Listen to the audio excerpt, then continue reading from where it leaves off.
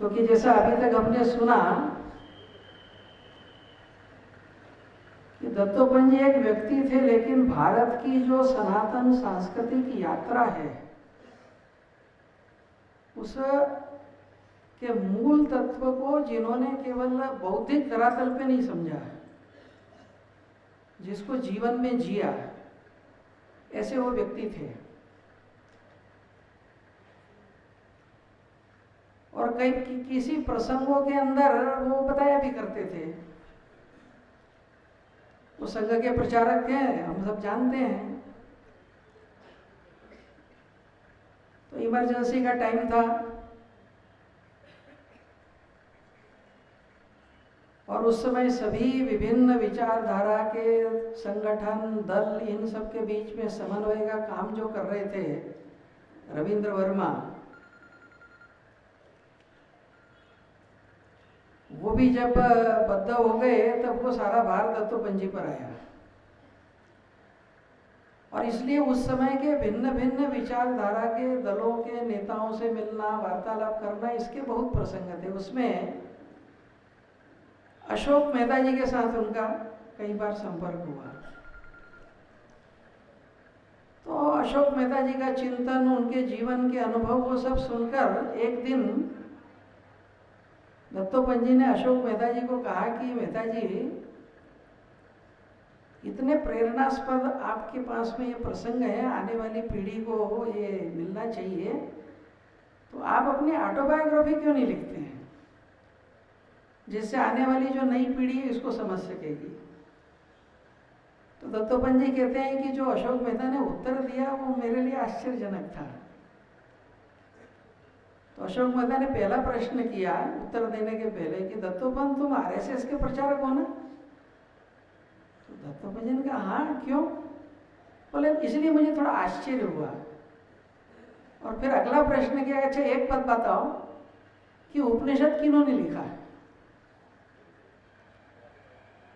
न जाने कितने हजारों साल हो गए, आज तक भारत के तत्वज्ञान को पीढ़ी दर पीढ़ी देश में और विदेश में प्रेरणा का केंद्र बिंदु, भारत में जितने आचार्य हुए उन सब की प्रेरणा का केंद्र बिंदु उपनिषद है। लेकिन उपनिषद लिखा किस आदमी ने?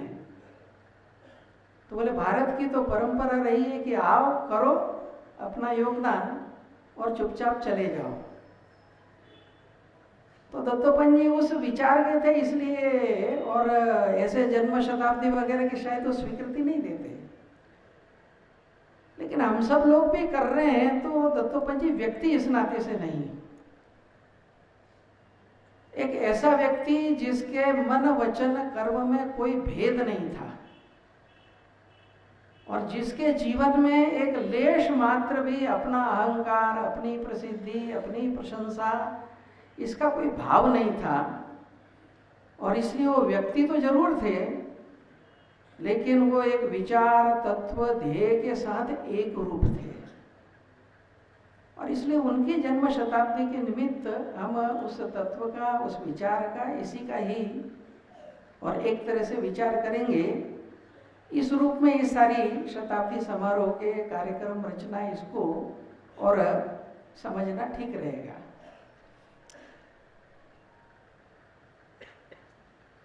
जहाँ तक दत्तोपंत जी का प्रश्न है, तो जैसा बताया कि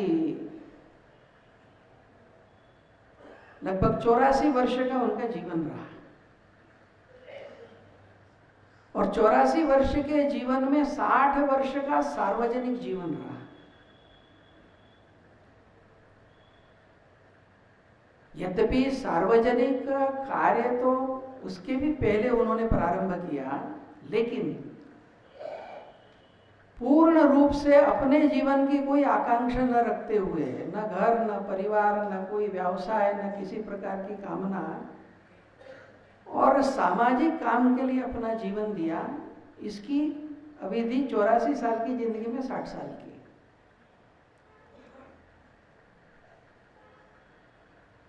और इस 60 साल की अवधि के अंदर जिन अनेक संगठनों का नाम हमने सुना, किसी को उनने प्रारंभ किया होगा, किसी को उन्होंने विचार दिया होगा, किसी को उन्होंने मार्गदर्शन किया होगा, किसी को उन्होंने प्रेरणा दी होगी, लेकिन अनेकों संगठन जो शून्य से हिमालय के समान बड़े हुए, उसमें एक अंतर्निहित शक्ति वो रहे।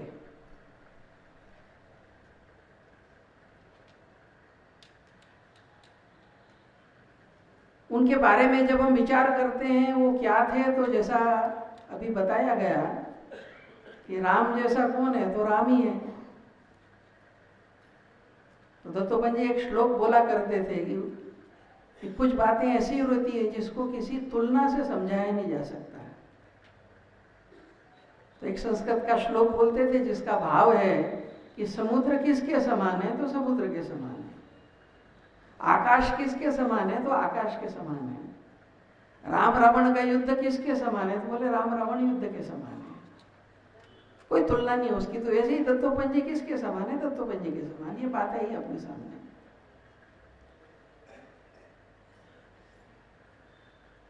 जब उनके जीवन का हम विचार करते हैं तो ऐसा लगता है कि दत्तोपंत जी एक व्यक्ति भी थे।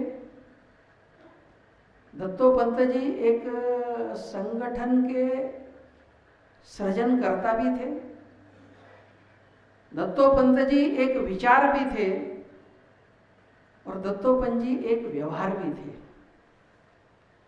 और इसलिए दत्तोपंत को समझना है तो खाली विचार समझ लिया उतना पर्याप्त नहीं है।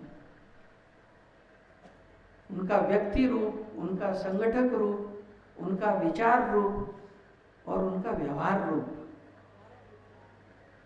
इसको हम थोड़ा समझने की कोशिश करेंगे तो दत्तोपंत जी के निमित्त जन्म शताब्दी में जब अनेक पहलू पे हम चर्चा करेंगे तो ये सारे पहलू हमारे सामने आने चाहिए। एक व्यक्ति के नाते से देखते हैं तो जैसा बताया है कि एक असामान्य प्रतिभा संपन्न व्यक्ति, एक बचपन से ही देश समाज के प्रति संवेदना के अंतःकरण वाला व्यक्ति, अपने देश की सांस्कृतिक और आध्यात्मिक परंपरा के साथ एकात्म हुआ व्यक्ति,